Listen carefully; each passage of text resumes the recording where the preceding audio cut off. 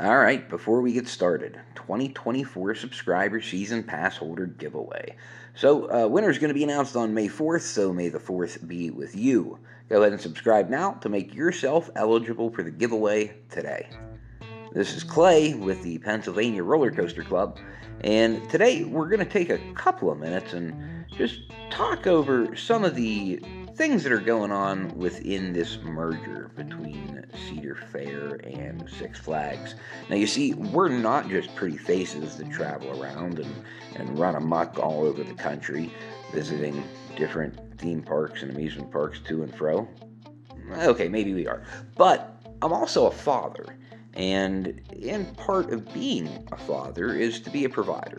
And I've been blessed to have the opportunity to have my hand in the handle and management and ownership of several businesses, some successful, some unsuccessful. And the thing I always fall back on is the good old education. I am a designated by trade FSCP, a financial services certified professional, so I've had the opportunity to review hundreds of business case studies in how successful versus unsuccessful businesses operate and different strategies for taxation and return to shareholder. So I was going to become an attorney, but they back ordered it on me. Tough to get that Juris Doctorate. Now, the actual merger itself, I mean, it does seem after the Six Flags shareholders had voted, this is going to be a done deal. The only possibilities, as I had said in previous videos, are going to be a forced sell-off of a few properties just to appease the government and antitrust violating, parks or territories.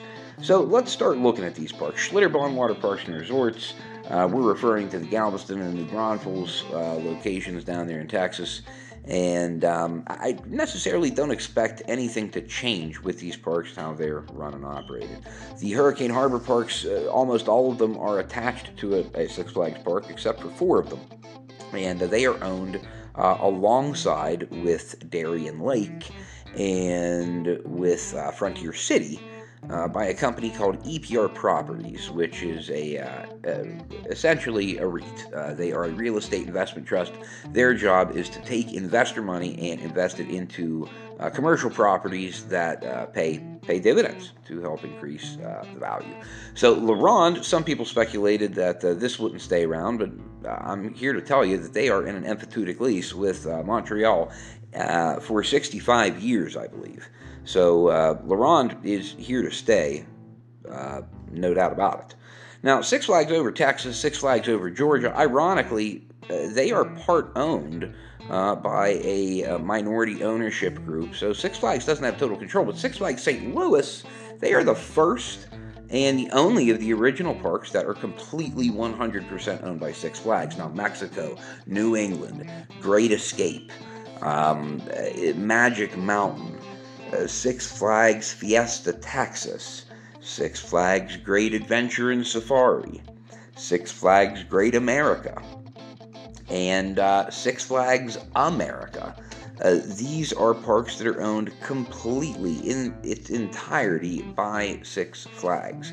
So they are not just the majority, but the exclusive and only owner, just like in the case of Discovery Kingdom. Now, Discovery Kingdom and America are fascinating because these are 2 parks that potentially could go. Now, Discovery Kingdom is particularly interesting, and we'll touch on that a bit later. Canada's Wonderland. This one is definitely going to be here to stay. It is the preeminent park in all of Canada. Valley Fair and Cedar Point, they are originals in the company, and, well, Kings Island and Carowinds, they're obviously not going anywhere.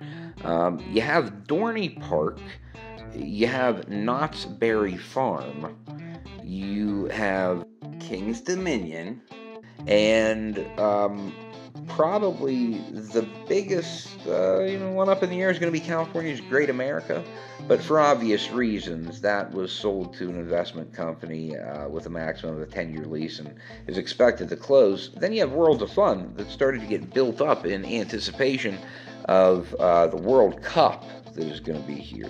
Now, Michigan's adventure is an intriguing story altogether. I've said all along from the first time I ever stepped foot in this park, this is a Parque Reunidos park if I've ever seen one. And I still believe that it might be. Now let's talk about some of these parks a little more individually. Cedar Point, Magic Mountain, Kings Island, Great Adventure, Great America, Carowinds, Canada's Wonderland, Kings Dominion, Knott's Berry Farm, and Fiesta, Texas.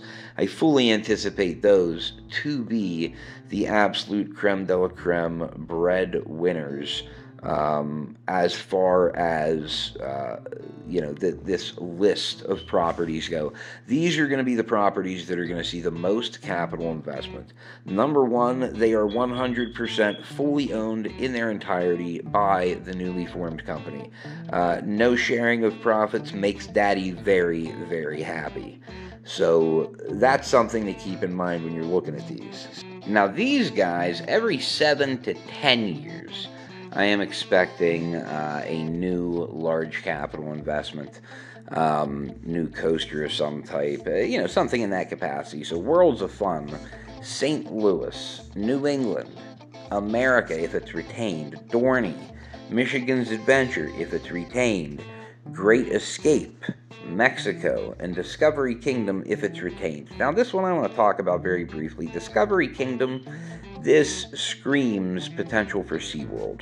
I'm not sure how enthused this new corporate team is about being in Northern California.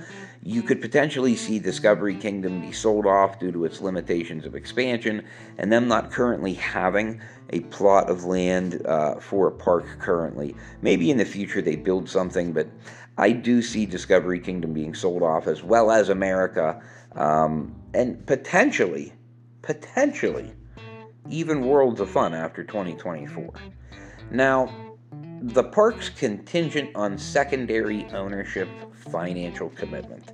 I'm referring to the parks like over Texas, over Georgia, where it's not just going to be Six Flags throwing money at brand new roller coasters. There is another minority ownership team that is going to be responsible to pony up funds as well. So this is not just a sole decision. Those particular parks are run with more of a park board than it is just corporate decision making per se. So they are unique in that sense. And then Frontier City, Darien Lake, they're owned by EPR. Your Six Flags isn't going to be putting any money in. They currently lease these parks. So as long as it remains profitable, there's really no reason to change. And the California's Great America situation, we know that we're going to have resolution on that within 10 years. So you need to start asking yourself, where do we have conflict? And the conflict here is that you haven't liked the video, you haven't subscribed to the channel, and you haven't went and said, you know what? Today is a great day to be a member of the Pennsylvania Roller Coaster Club. But no, in all seriousness, you have to start questioning which parks could potentially violate antitrust in the eyes of government. The parks that I identified that would be quickly and easily to be sold would definitely be America, Discovery Kingdom, and, of course, Michigan's Adventure. But they could also look to cancel some of those leases, save some money that way. Also, just taking a quick look in Phoenix with the Mattel Adventure Park opening, it's not scheduled to have a water park. There may be a water park at the new complex, but not that I see. So they're either going to exit the Phoenix market or they're going to double down there as well and really invest some money into Hurricane Harbor Phoenix. So many possible things could happen. Additionally, to be a little more specific regarding Michigan's Adventure, I don't believe that it in any way violates any type of antitrust, but I do believe that it could be sold to Parque Reunidos in particular as a capital move. We'll find out. And please don't forget to let me know in the comments below, did I give you good news about your park? Are you feeling more optimistic about this merger? And what do you think of my opinions below? Till next time, we'll see you out there.